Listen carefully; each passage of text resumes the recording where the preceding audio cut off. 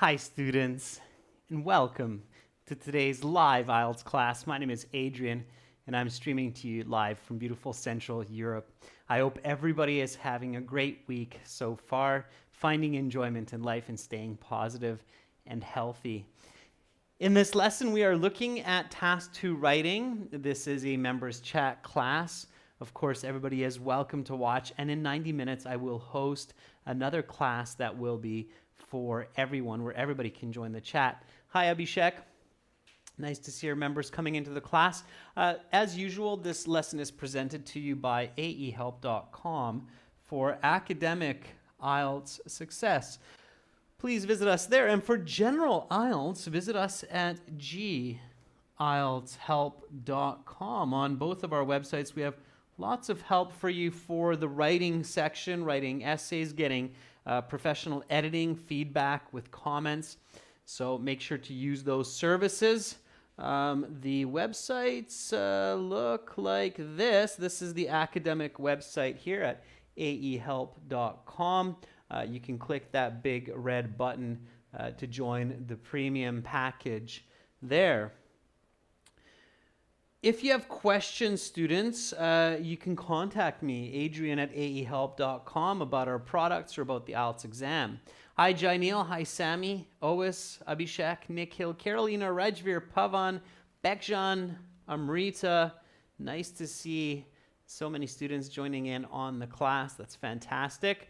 We'll get going here in just a moment. Again, the schedule for this week's live classes, it's on our YouTube community post, so you can always check it out there.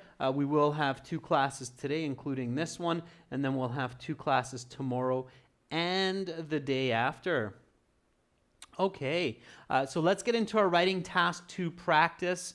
We're going to focus on planning, brainstorming, and coming up with a high band answer. That's our goal here. This is something that you have to do in the 40 minutes. I suggested to many students to look at that writing marking rubric for the IELTS exam. Did anybody do that? Did anybody take a look at that writing IELTS marking sheet that's available online to the public from British Council? Did anybody look at that to see what is actually required by you, the candidates, to get those higher band scores? The reason I ask that is because I think the task completion category is really important to look at and to understand clearly. I'm not going to go over that with you. You can check that on your own, but I will tell you a couple of important points for the high band scores, for the bands 7, 8, and 9. Rajveer says, yeah, I've seen that. Okay, good, Rajveer. I'm happy you're looking at that. So look at the writing section criteria or marking online. Okay, and you will see that for band 7 to 9 essays, the task completion category indicates that these band levels require original essays that are well developed with specific points. Okay. So again, the reason I'm explaining this to you is just for those students who are still stuck on these IELTS writing template essays that you're seeing online, and I think many of you know what I'm talking about, where you think that the introduction, so the IELTS template essays that you see in many places online and elsewhere, which simply state to paraphrase the task 2 question, and then write this essay will discuss the benefits and deficits of, is not considered satisfactory for band 7 to 9 task completion marking criteria. Okay? So just wanted to kind of really start with that point. I keep emphasizing that we have a lot of viewers, and I really want everybody to get as high of scores as possible. So it's really important that everybody's clear on that this type of introduction where you simply just paraphrase, or even some students repeat the question and then write a thesis, an indirect thesis like this essay will discuss the benefits and deficits, is not considered satisfactory for band 7 to 9 task completion. So if you look at that writing section criteria for the IELTS exam that's made to the public, it says that the student expresses original thought with clear, direct structure, makes sound arguments that are explained in detail in the essay. So you can see that, okay? And that's what they're talking about, all right? All right? And just keep in mind that these types of essays are absolutely unacceptable. This is another reason why it's really bad that students are learning this essay format from online and from certain classes, is that they're going to be in shock when they get to their college or university. These types of essays are absolutely unacceptable at the college and university level. I would say even at the high school level, okay? But for the benefit of the doubt, I'll keep it as such, all right? So I can see that many of our students are like, yeah, I got that. I know I've explained many of you that point over and over again, but it's just really, really important. And for those of you who are going to study in university and college abroad, this type of essay, you will nosedive if you do this kind of writing, okay? All right, so let's get into correct essay planning and into correct writing strategy, which is effective both for IELTS and for post-secondary study, okay? All right, so first thing first, let's read the question carefully, slowly, okay? Don't rush through the question. Pay attention to every point in the question, okay? You should spend 40 minutes on this task. It is common these days to pay for services and products with personal information, okay? Like email address and shopping locations, especially online, rather than money. Discuss the advantages and disadvantages and give your own opinion, okay?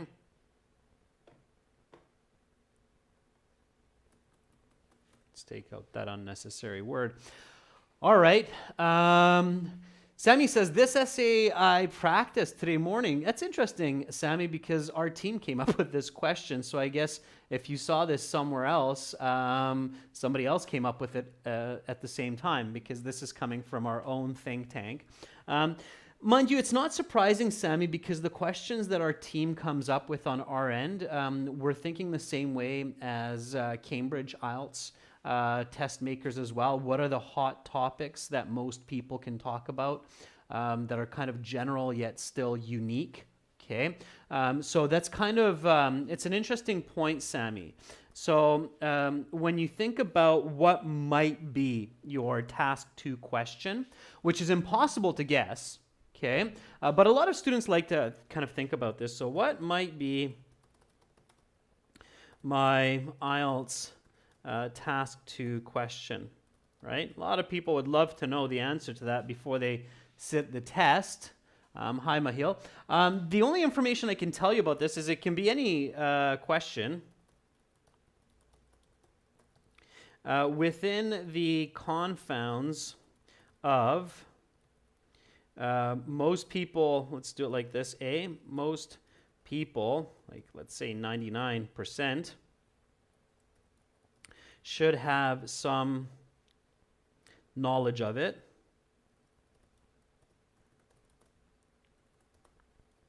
B, it should, now let's make a list here, and then you'll kind of see what kind of restraints IELTS is working with when they come up with these questions, okay? And it's a nice insight, Sammy, so why not? Let's break out into this a little bit. So it should be non-biased, okay? So equal for cultures, genders, ages, religions,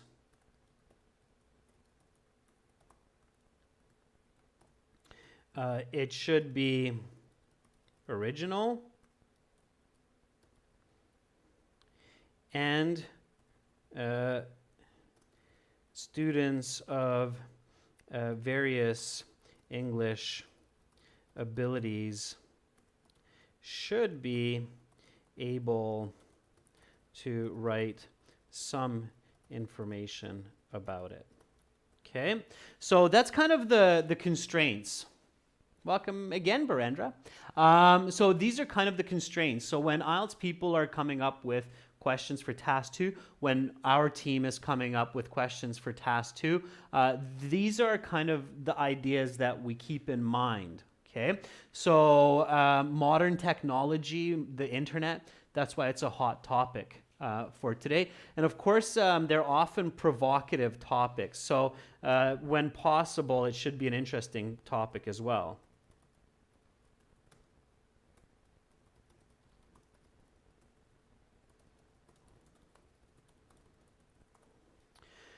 Okay, maybe a topic that many people think about. So keep that in mind, and that's valuable information. Okay, so that's valuable information to understand and to consider when you're looking at these task 2 questions. Now, realistically, of course, there are a million different questions that we could ask within those confounds. Is that clear? So is that kind of, do you understand what IELTS or what people who come up with these essay questions are considering when they come up with these essay questions? You've probably felt that looking and practicing several of these questions, okay? All right, so, yeah, it says sure, yeah, okay.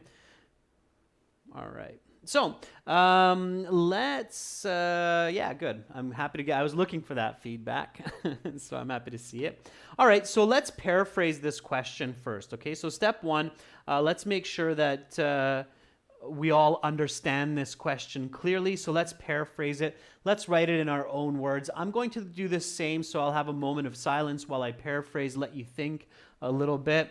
And then we'll compare.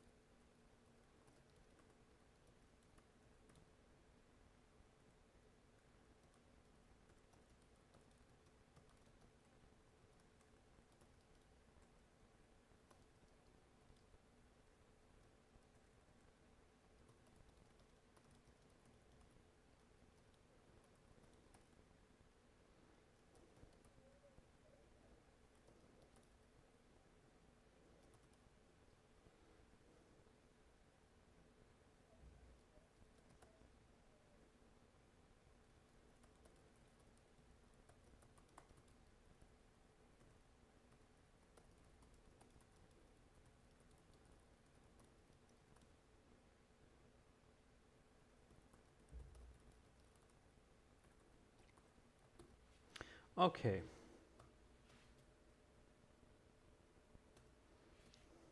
So that is my paraphrase. Let's see what you've come up with. Bekshan says, nowadays it is prevalent to purchase goods and services digitally by providing private info, such as email accounts and zip codes, rather than cash. Very nice, Bekshan. Explain both the drawbacks and merits of this phenomenon and state your own position. Very nice, Bekshan. Okay, a lot of good paraphrasing there. Carolina says nowadays it's a tendency to pay for services and products with private information like email addresses and shopping locations, especially online, rather than cash. Discuss pros and cons of this. Yeah, cash is okay. Cash is like real paper money. There's also digital money, so I just kept it as money, but cash is okay. Rajveer says these days it is trendy, especially during online shopping, to buy products and services by furnishing personal information or personal details such as email and location rather than using money. A very good, interesting use of furnishing, Rajveer. It's possible. Yeah. Describe the benefits and deficits of it and explain your own position. Very good. My paraphrase is frequently nowadays, individuals exchange their private information like email and location, often on the internet, instead of paying with money. What are the benefits and negatives of this trend, and what is your perspective on this? Okay, so that's my paraphrase. Paraphrasing should happen quickly. If you get stuck, you have to really pay attention to why are you getting stuck? What might you be missing in the question? What is not clear? If you're stuck paraphrasing the question, it might be that something is not clear in the question. So Maksud says nowadays it has become simple. Instead of simple, Maksud, I think use the word commonplace. Commonplace. To purchase goods and services with position of shopping, mostly online, rather than cash. Okay, Maksud, not bad. A little bit off on the paraphrasing, but you're on the right track. All right. Ois, these days it is common for people to purchase goods and services with their personal information as email address instead of money. Okay, O is good. Watch your prepositions. Okay. Sammy says, generally, nowadays, it's common to pay for necessities with one's own data, like private data. I would put private data there, Sammy. Like email address and shopping preferences, especially e-transactions like mobile payments, apps, are famous for this rather than cash transactions. Yeah. Okay, good. All right, great. So let's go to the next step and identify the topic and the controlling idea. So here, what are we talking about? Okay, what's the topic? What are we talking about?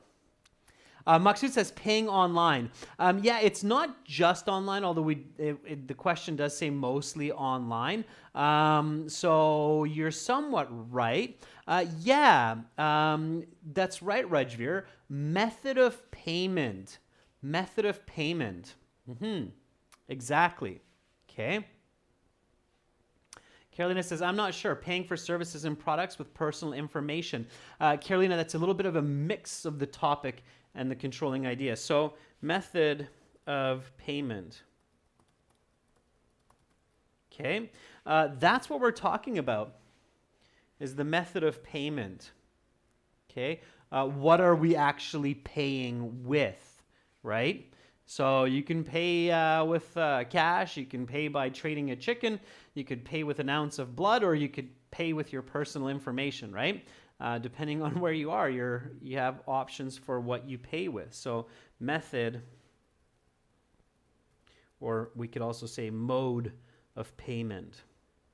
Okay, and then what's the controlling idea? Yeah, so remember, students, that all you need to do when you're coming up with a topic is answer the question, what are we talking about?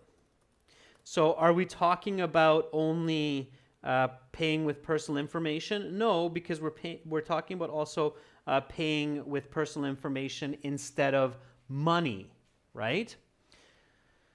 So what are we taught with? So what's the controlling? Okay. Yeah, so Rajveer, very good. So Rajveer says the controlling idea is paying with personal information rather than paying with money. Okay. And Sammy says the advantages and disadvantages of this. Okay, so I would put those together, Rajveer and Sammy, and create the controlling idea of advantages and disadvantages of paying with personal information rather than money. Okay, online, or sometimes you do that now in shopping malls or other places as well, where people will give you a product and all you have to do is give them your email. How many of you have had a situation where you're walking through a shopping mall and somebody runs up to you and gives you a sample of soap and all they want from you is your name and your email address? Has anybody had that experience? Or they give you a sample of shampoo, or they give you a free something, and all they want from you is your email or some piece of personal data. What your zip code is all they want from you. Your name and your zip code, or your name and your email, something like that. I think most of us have, okay? So most of us have had that. So we'll give you something, just give us this little bit of information, right? Yeah, Carolina's like, yeah. So it's online, but it's also in physical form. So you do have this in the real world as well. Oh, mining human data is a big business these days, for sure. Okay, so that's the controlling idea. Okay, advantages and disadvantages of paying with personal information. All right. So let's go through this in a little bit of detail. What's the first question that I should ask? Okay, so clearly we're on the same page. So this is why, see, we're in many different countries around the world. There's at least, I would say, even among the members, I think there's at least 8 or 9 different countries represented in this class. Yeah, what's the first? And we all have the same experience, right? So this is a global phenomenon, right? Global phenomenon. So Beckjan says, what is a method of payment or mode of payment? Yeah, exactly. So that would be your first simple question, simple, quote unquote, doesn't mean easy. And that's what we want to ask first. So what is a method of payment?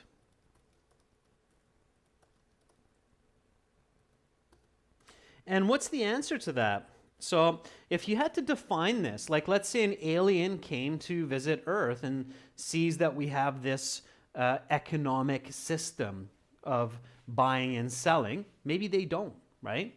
We can't assume that aliens have the same systems as we do. And this alien asks you, okay, so you've told me that there's this system in place that involves a method of payment. What does it mean, a method of payment? So what does that mean? What is the answer to that question? And this is where I want to start the week by getting you thinking, so getting those wheels turning, especially in English. I'm really hoping that most of you are thinking about these ideas in English. Okay, try to keep your ideas in English. So, what is a method of payment? So Ois says there are many ways: credit card, debit, cash, Visa, MasterCard. That's a type of payment, Ois, but that's not necessarily the definition of a method of payment. So Beckjan says it's the way people pay for their products using modern technology or cash. I think that's a bit off too, Beckjan. What does it actually mean, a method of payment? Try not to use the same word. So try not to use the word pay, okay? It's very difficult to clarify an idea for someone using the same words as the question. So try not to use the same words in the answer, okay? Nikhil, you too have that. So you say payment method, plastic money, online payments using different software. Those are examples. Those are how we pay, okay? But it's not the what, it's not the why. Okay, I think all of you are thinking about the how answer instead of the what answer. Try not to confuse the what and the how. Okay, so what is a payment? So what is a method of payment? Don't think about the hows here. Okay.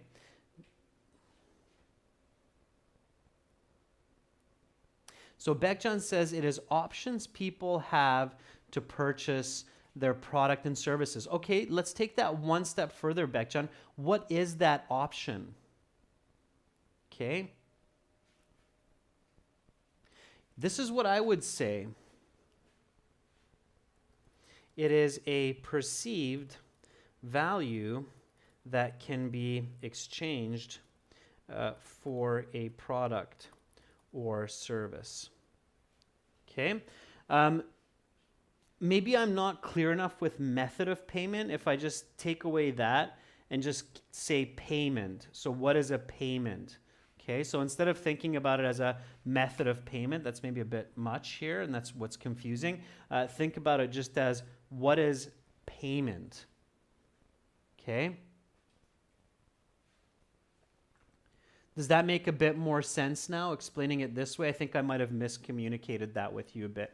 So here, when we're thinking of a method of payment, I'm not thinking of a type of payment like cash or gold or silver, but I'm actually thinking like, what is the concept of payment? Those are just examples of payment types, right? Okay, is everybody on the same page?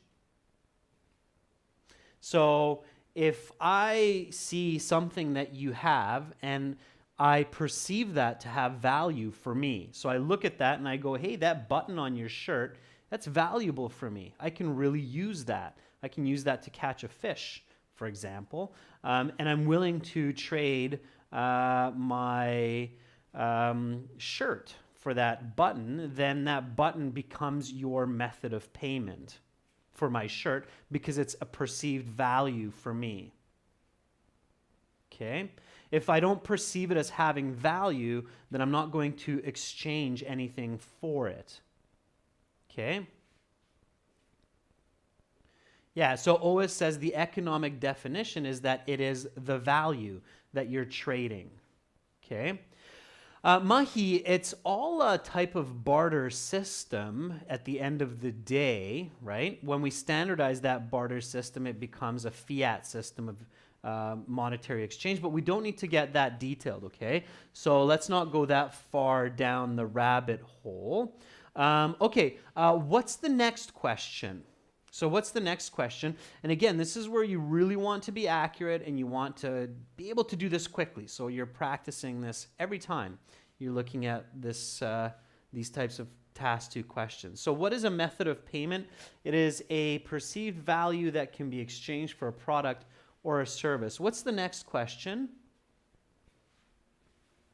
Let's get into this. Okay.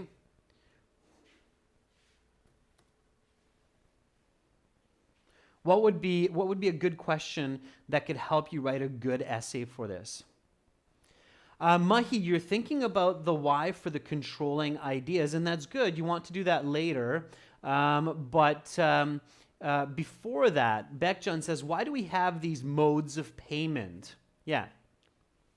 Carolina, very good. Why we use payments. So keep your thoughts simple. If you can think quickly and well in simple terms, you'll do really well in these types of essays and communication. So why do people and society support a system of payments?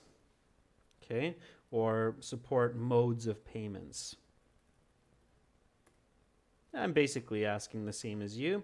So why do we do that? It's the answer that's important for us here. Okay. Yeah, so Janelle says, why are there these methods? That was good, Janelle. Why are there these methods of payment? Okay. Berendra, why is it useful? Sure, in a very simple way.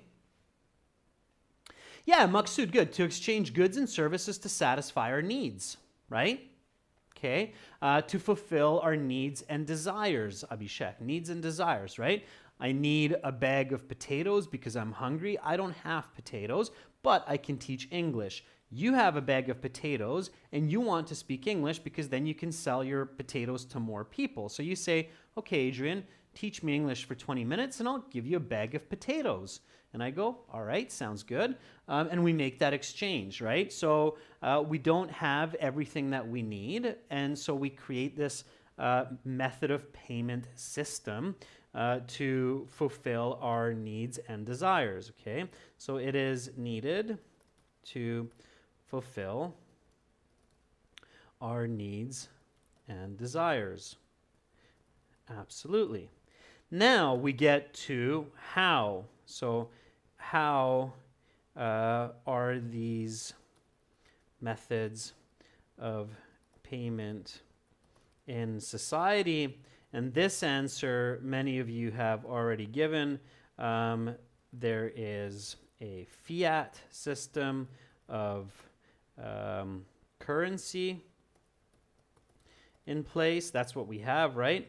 Now there is personal information. So information exchange that has value, right? And then we have commodities,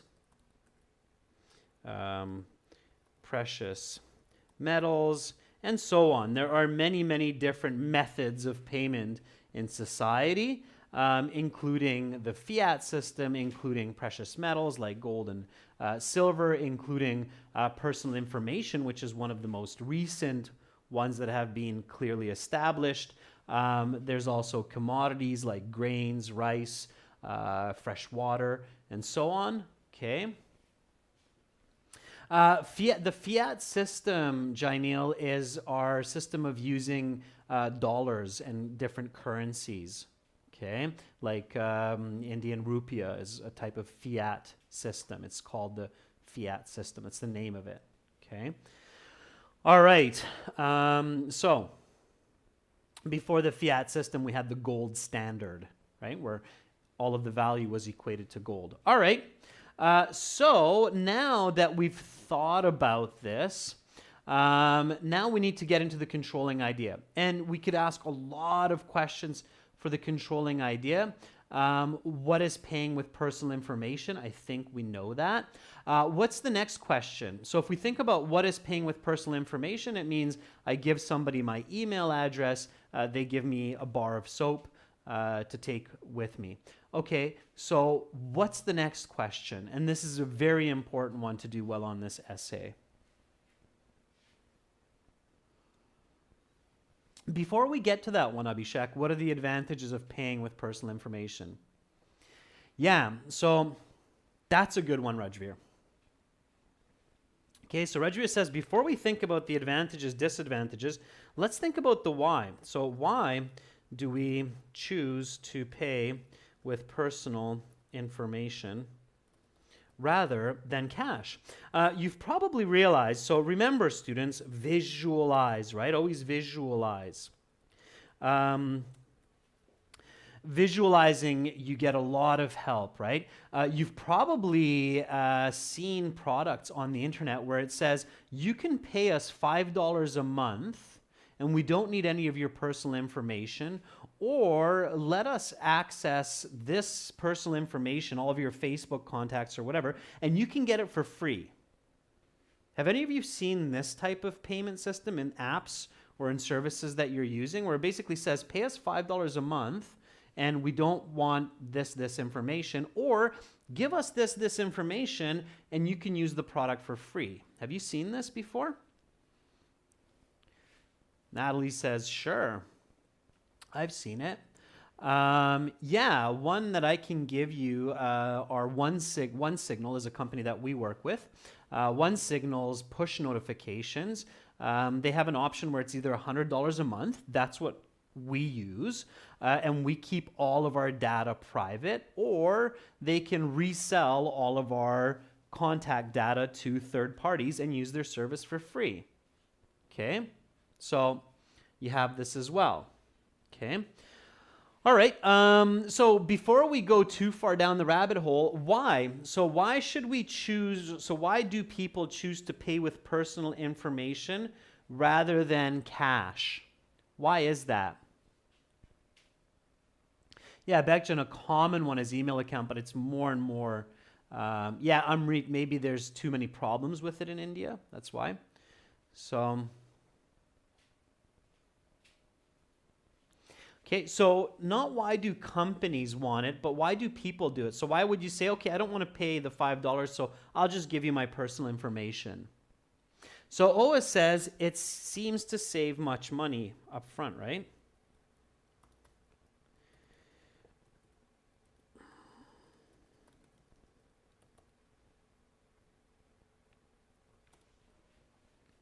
Okay, Bekjan says discount. Janil says it convenient. It seems to be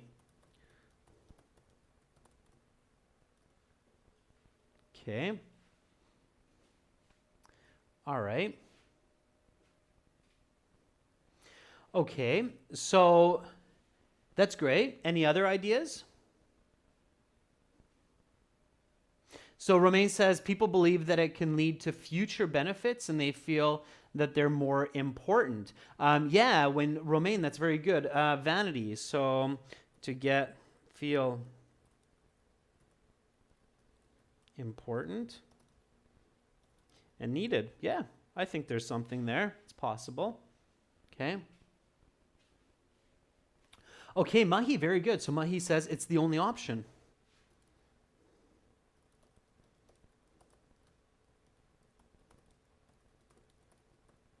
Yeah, it's very true. That's how valuable it really is to companies, right? Is they don't even give you another option. They say either give us your personal information or you cannot use this product. Sure, that's absolutely true. I've seen that in many, many places. Okay, what's another good question to ask? So giving good answers, giving good task to responses, writing good task to essays really does come down to asking good questions. Okay. Beckjohn says to have updates. Okay, so to get updates on products and information. Okay. All right, what's the next question that we can ask? So what is another good question? Okay. What would be another good question to ask here? So you're not paying with cash, you're not paying with money. Keep this in mind. It's not how, because we have a good idea of that. We talked about, giving up our email or our geolocation, and they can access our gallery, our video footage, and lots of other information. Rajveer says, what are the negative sides of paying through personal information? I think that's tricky, Rajveer. I think there's a better way to ask that question. So whenever you're in an economic exchange with another entity, whether it's you and a business and a business, or two people, you should always think about your side. I'm giving my personal information like email address or access to my pictures and my videos. So Natalie, that's the right question. So Natalie's saying, well, think about the other side. Why do they want it? So if they say, hey, that's valuable for me, I want that. Why do they want it? Why is that valuable for them, right? So that would be my next question, because that will help me understand the advantages and disadvantages from my side. The advantages seem like less money, updates, certain benefits, but to understand the negatives, I'd have to think about, why am I able to do this? Why is my personal information valuable to them? Okay, so why do companies want my personal information instead of money?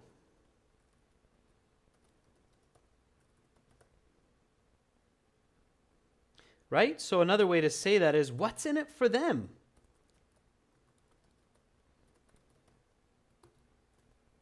Okay. Yeah. So why would they take my personal information over $5? In fact, a lot of companies are hoping that you're going to click, I'll share my personal information, instead of saying, I'll give you $5. Okay. You think that you're getting the better deal by, I just saved $5 a month and I gave them my personal information, but they're actually the ones getting the better deal. That's why they're big companies. Okay. So why? Okay. So Maksud says to send ads and lure people to buy products. Okay. So marketing. There's more than just marketing. That's just the tip of the iceberg, okay, for marketing and promotions. Anybody else have any ideas of why? There we go, Beckjohn. Very nice. So Beckjohn nailed that one keyword that I was hoping some of you would come up with, to manipulate, to have the power to manipulate.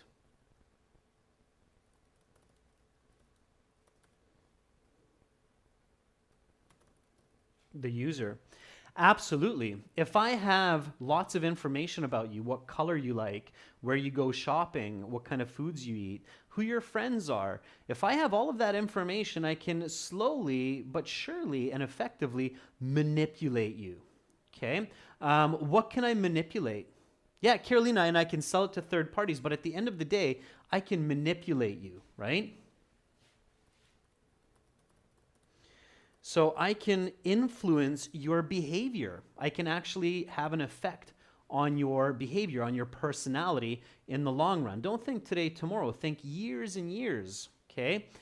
So I can manipulate the person that you are, your behaviors, your wishes, your desires, your needs, okay? So I can actually manipulate that, all right? And by manipulating that, what am I actually manipulating? So I'm manipulating your personality, right?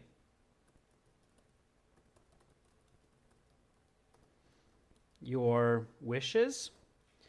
And what else? Think of these big, remember students, I always said, think of the big ideas, right? So think of the global ideas. Okay, so manipulating our choices, Pavan, absolutely. It's a nice word. Okay, well, it's not a nice idea, but it's a nice word to come up with. Our preferences, your lifestyle, absolutely. Okay, the more information I have about you, the more power I have to manipulate your choices, your lifestyle. And what else? What's one other point that I'm manipulating? What do people often exchange for money? Think about that.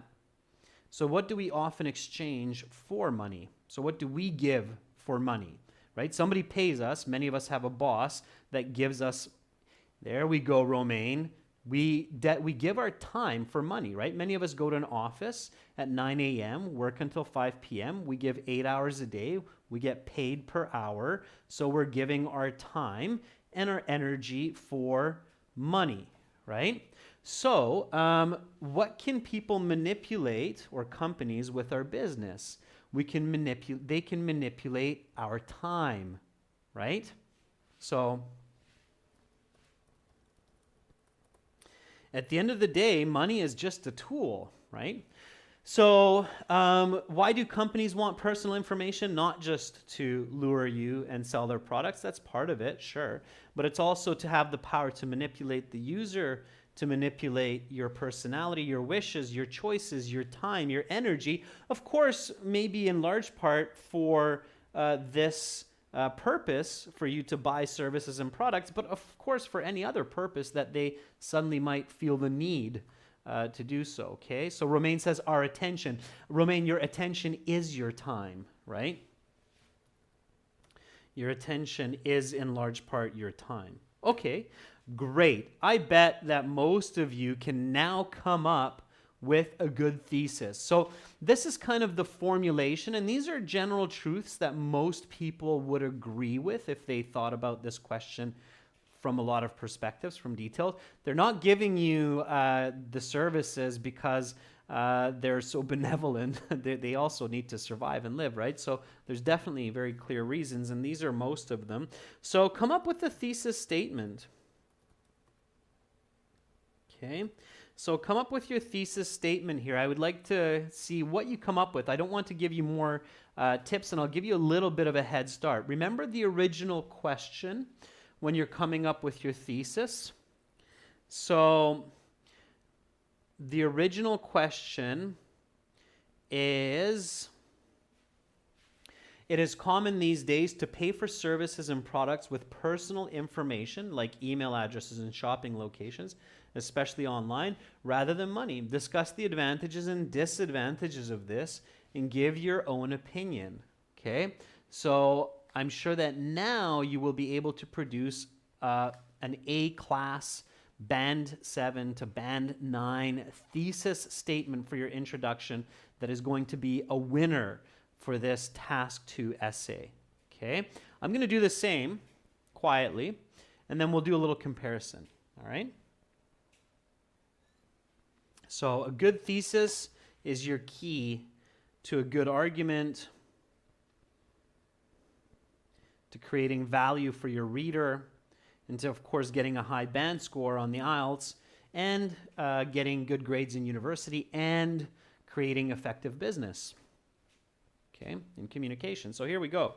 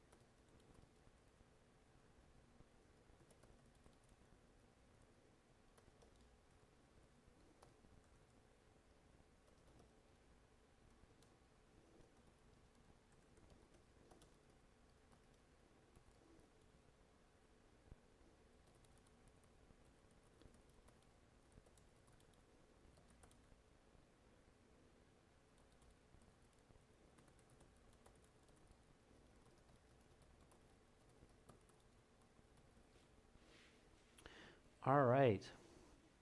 So that's my thesis statement. I'm going to kind of just move it off screen and wait for yours.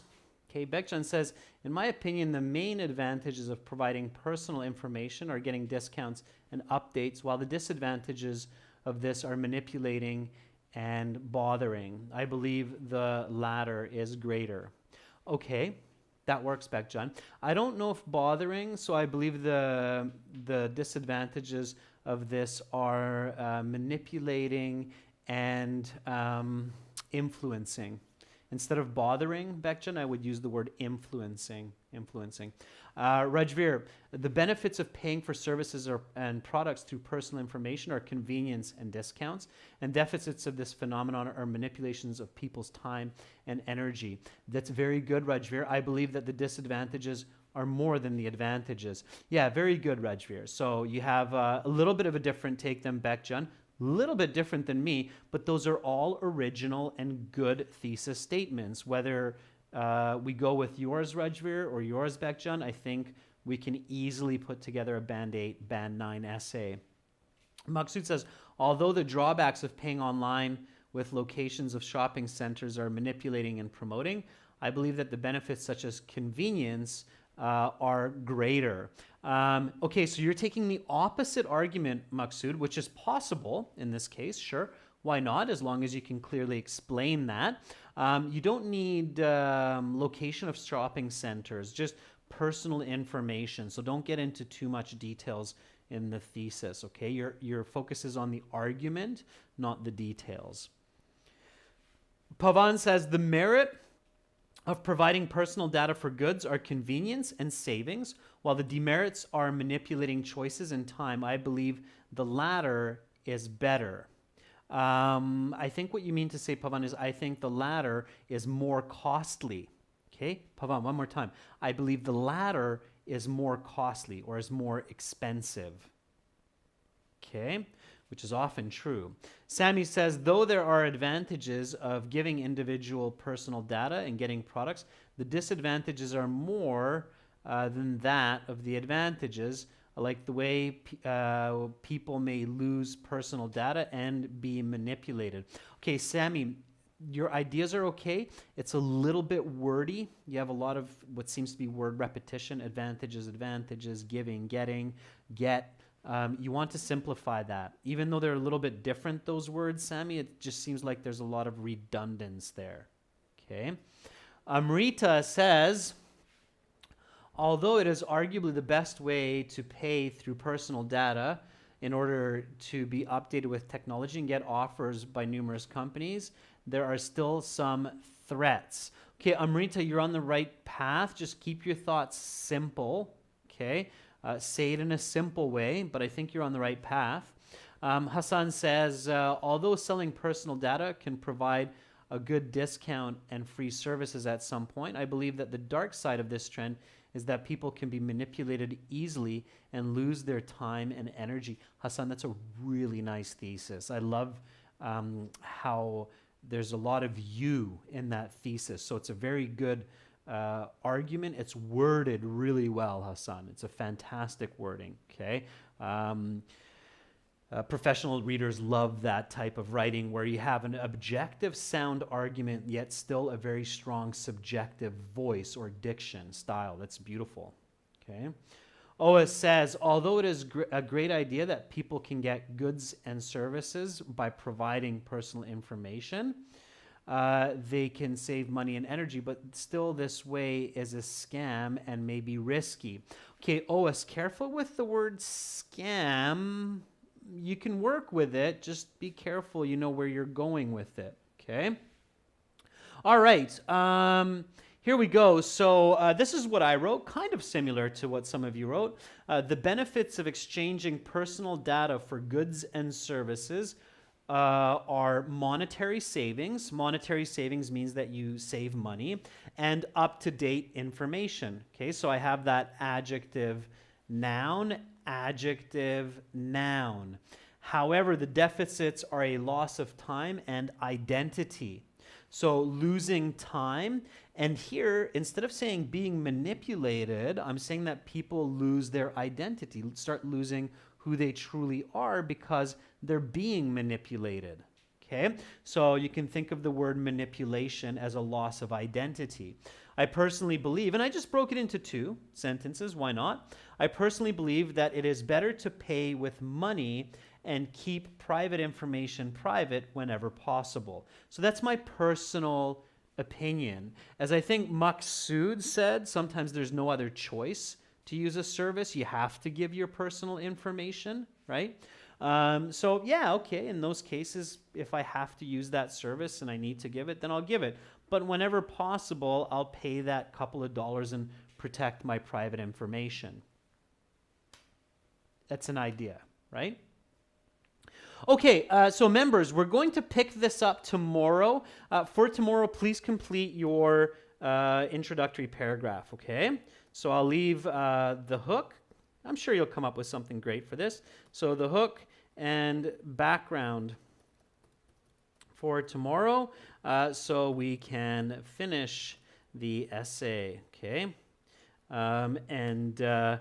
That's where we'll pick it up in tomorrow's members chat class. And now coming up in about 6 minutes, we'll get into, I believe it's a reading class. I'll double check that, but we'll get into a reading class where everybody will be able to, it's a speaking part 1. There we go. It's a speaking part 1 class coming up. So we'll get into some speaking practice for the next class, okay? Speaking part 1. And I look forward to having all of you there. Thank you, Natalie. That's precious.